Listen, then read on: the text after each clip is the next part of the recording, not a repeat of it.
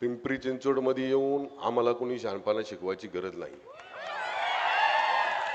पिंपरी चिंचवडमध्ये येऊन आम्हाला लंगूट बांधायला शिकवायची गरज नाही। पिंपरी चिंचवडमध्ये येऊन आम्हाला विना घ्यायचे कोणी शिकवायचं नाही। आम्ही एकादशी पाळणारी लोक आहेत। आम्ही एकादशीच्या दिवशी सगळं काही पाळतो जे तुम्ही पाळत नाहीत। त्याच्या खोलात जायचं नाही। एकादशीला कोण कोण काय खाते मला सांगायची गरज नाही। मी सगळ्या पिंपरी चिंचवडकरांना माहिती आहे 91 ला या शहरामध्ये आलो।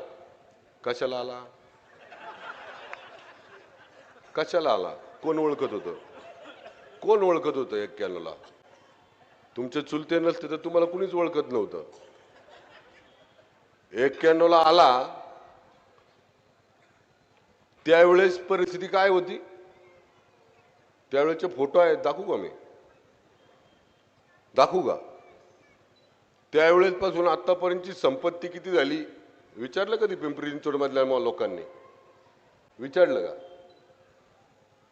स्थानिक इथला पिंपरी चिंचवडकर जर मोठा होत असेल तर त्याला सन्मानाची वागणूक त्यांच्याकडे कधीच मिळाली नाही। कधीच मिळाली नाही।